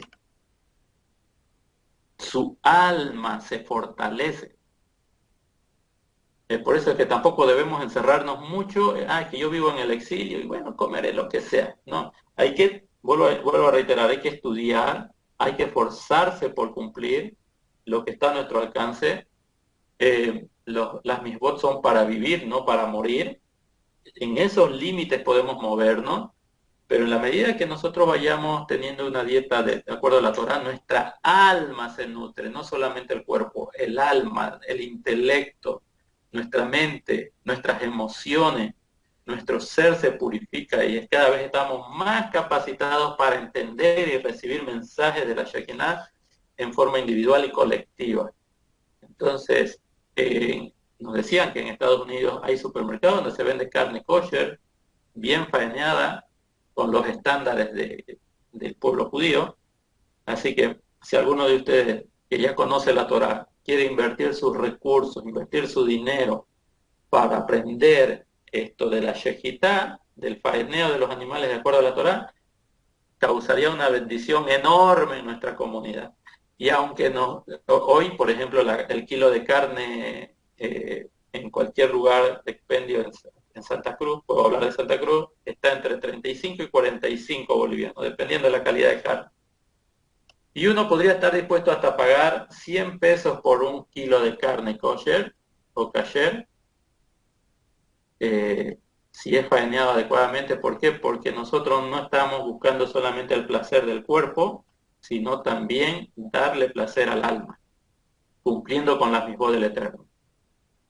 Y por eso, si alguien se capacita en estas áreas, aquí en Santa Cruz o en Cochabamba, en Bolivia, ayudaría mucho a nuestras comunidades a, a santificarnos en el aspecto de la dieta. Y vuelvo a reiterar, podría ser un negocio muy interesante, aunque no buscamos hacer negocios con la Torah, pero sería un ingreso muy importante porque tiene un valor agregado la carne en estos niveles de pureza de acuerdo a la Torah.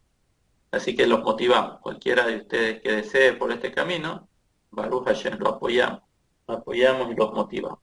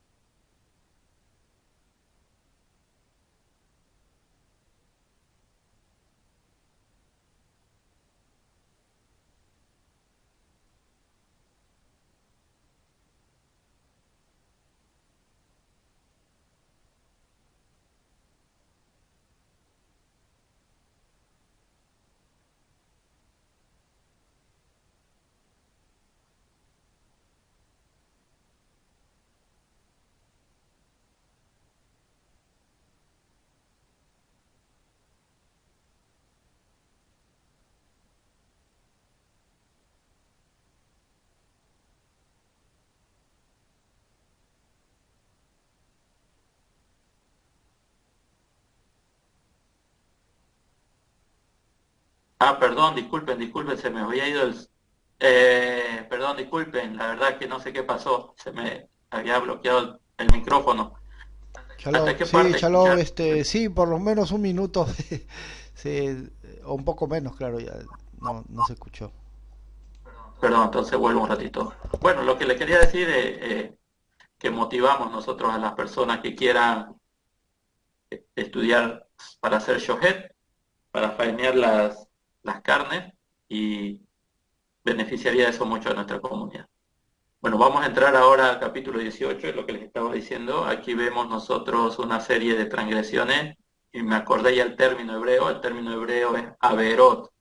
Las averot son un nivel de transgresiones muy fuerte, y todas estas transgresiones, estas averá, lo que van a producir en el que las cometa, que va a ser cercenado del pueblo de Israel, es decir, va a ser cortado, va a ser separado, lo cual significa que no solamente que va a morir físicamente en algún determinado momento cuando se le cumplan los días, sino que también no va a tener parte en la resurrección, no va a formar parte del mundo por venir. Así que hay que tener mucho cuidado con este tipo de transgresiones, las del capítulo 18. Eh, entonces, también estábamos diciendo que si uno analiza bien este capítulo, nos damos cuenta del peligro actual en que vive la sociedad global en el mundo cuando vemos a los LGTB promovidos por una serie de estados, de gobiernos, de países en sus constituciones, en sus normativas, permitiendo esta libre decisión para que estas personas opten por obtener un género diferente con el que nacieron. Y cuando nosotros estudiamos esto, nos damos cuenta del peligro a los cuales se está conduciendo a los hijos, a los más pequeños, dándole una conciencia de que él puede en determinados momentos sentirse mujer y vivir como mujer, actuar como mujer, y en determinados momentos sentirse como hombre y vivir como hombre, como que no sé si ustedes han sabido de esa pareja argentina, de lesbiana, y se casaron, y bueno, una de ellas quería tener un hijo. Entonces, ¿qué hizo? El que hacía de varón en la pareja fue y se buscó un hombre, y el hombre la embarazó, al que supuestamente hacía de pareja masculina en la relación lesbiana. Así que esto en Argentina fue algo que ya se descontroló, no se entiende lo que quiere la gente. Primero que eran lesbianas, luego que quieren tener un hijo. Y el que hace de varón es el que va y se hace embarazar para que él sea el que traiga hijos, y no el que hacía de mujer en la relación. Entonces, una deformación mental, una deformación de valores increíble, y lastimosamente nuestras generaciones futuras están sometidas a este gran peligro. ¿Y el peligro cuál es? Que cometan estas averot, que cometan estas regulaciones fuertes, estas transgresiones fuertes contra el Eterno. Voy a tratar de leer, simplemente dice: y el Eterno habló a Moshe diciendo, háblale a los hijos de Israel y diles, yo soy Hashem tu Elohim, no realizaréis las prácticas de la tierra de Egipto en la que habitasteis, y no realizaréis las prácticas de la tierra de Canaán a la que os traigo, ni sigáis sus tradiciones. Cumplid con mis leyes y salvaguardad mis decretos para seguirlos. Yo soy Adonai vuestro Elohim. Observaréis mis decretos, mis leyes, y que el hombre realizará y por los cuales vivirá. Entonces esta regulación dice que el objetivo de los decretos y las leyes no es que muramos, sino que podamos vivir. Y lo firma Hashem. En otras palabras, en determinados momentos, por ejemplo en Shabbat, si alguien está en peligro de muerte, yo lo puedo llevar al hospital, y aunque estoy transgrediendo el Shabbat, pero estoy permitiendo que esa persona no muera, porque la finalidad de los mandamientos, de la observancia de la Torah, no es que nadie muera, sino que vivan. Así que hay que hacer Kal Vajomer. Esto vamos a hablar en otro momento, pero bueno, así empieza este capítulo 18. Luego dice el 6, ningún hombre se acercará a un familiar cercano para descubrir su desnudez, yo soy el Eterno. Y aquí habla, aunque no lo hemos tocado anteriormente, aquí lo que dicen los hajamim es que el matrimonio entre primos, ojo con esto, el matrimonio entre primos no es muy adecuado. Aunque la Torah permite que tío se case con la sobrina. Es el único caso que creo que permite. No permite que la tía se case con el sobrino, sino el tío se case con la sobrina. Creo que está permitido. Hay un suceso en la Torah así. Pero luego las otras relaciones de, vamos a decir, de parientes de cercanía genética, es decir, entre primos o entre hermanastros, está prohibido. Está prohibido. Dice, ningún hombre se acercará a su familiar cercano para descubrir su desnudez. Aquí es padre, hermano, hijo, pero también pariente cercano puede ser entre primos. Vamos a ir desarrollando esta idea, creo que lo puedes un poquito mejor. Luego dice aquí, la desnudez de tu padre y la desnudez de tu madre no descubrirás. Ella es tu madre, no descubrirás su desnudez. Cuando dice la desnudez de tu padre, es decir, que no tenga relaciones con su madre. Cuando dice la desnudez de tu madre, no descubrirás, esto es que la hija no tenga relaciones con sus padres. Son lenguajes interesantes, pero son términos que se los puede entender en ese sentido. Luego dice, la desnudez de la mujer de tu padre no descubrirás, es la desnudez de tu padre. La desnudez de tu hermano, o sea, todas estas relaciones incestuosas están prohibidas. La desnudez es el acto carnal con la hermana, no se puede, tanto la hija de tu padre como la hija de tu madre, tanto si nació de alguien que puede permanecer en la casa como si nació de alguien que debe permanecer fuera de la casa, no descubrirá. La desnudez de la hija de tu hijo, es decir, tu yerno, en este caso, eh, tu nuera, no. Y la hija de tu hija, no descubrirás, pues son tu propia desnudez.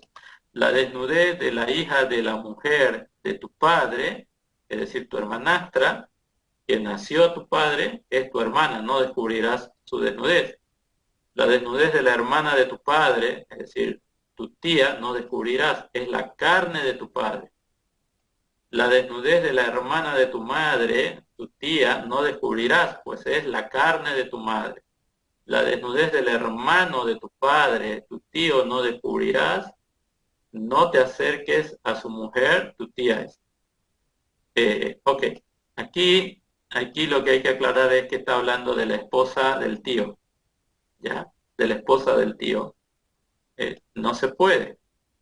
Eh, Hay que tener mucho cuidado. Claro, en sociedades no tienen este tipo de valores, está permitido, creen que está permitido, juegan con estas cosas, pero para el pueblo de Israel no.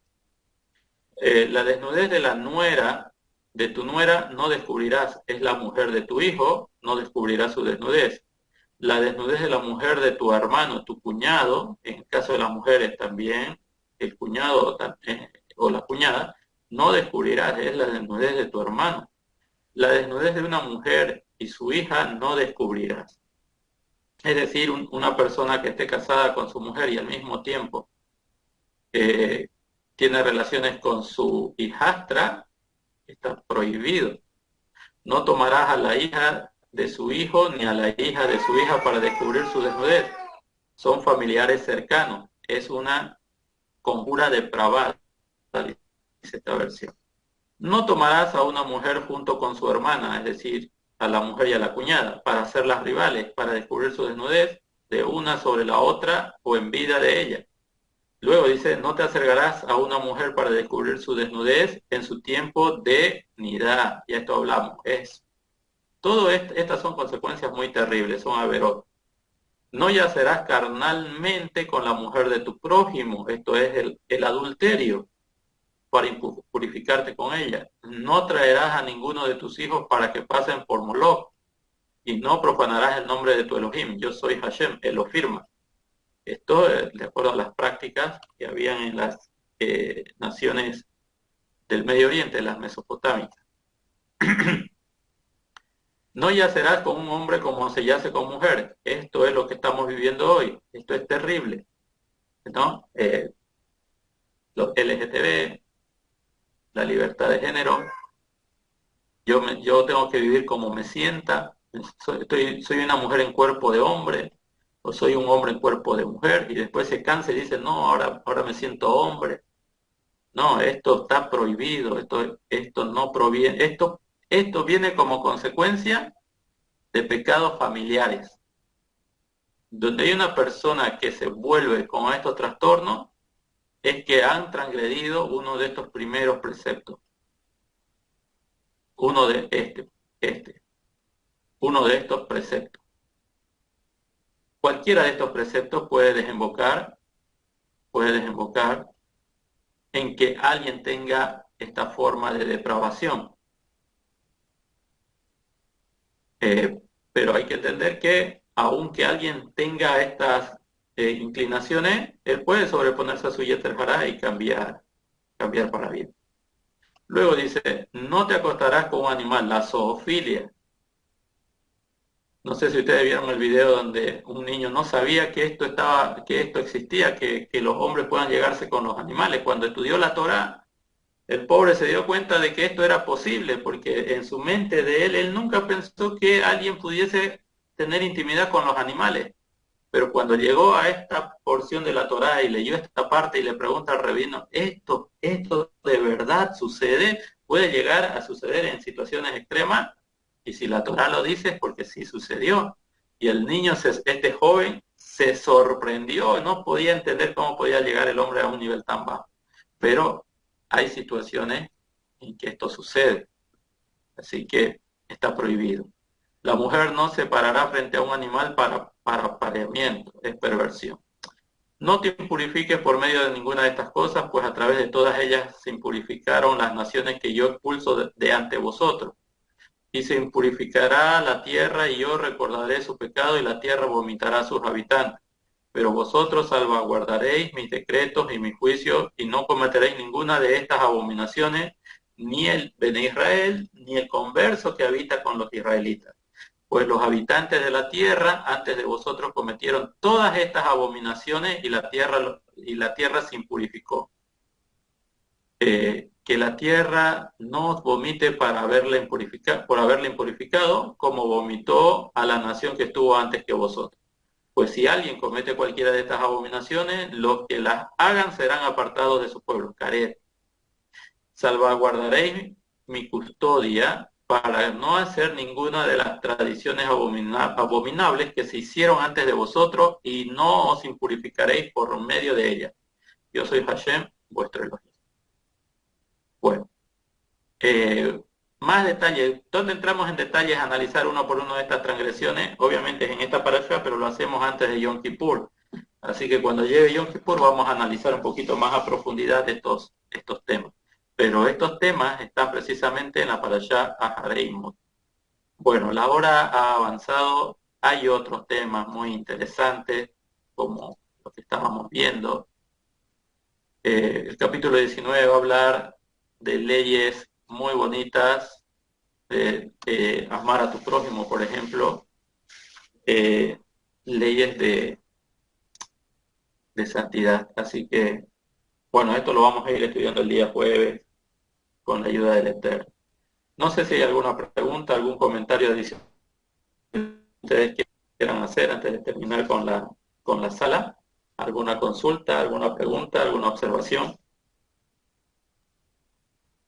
alguna opinión?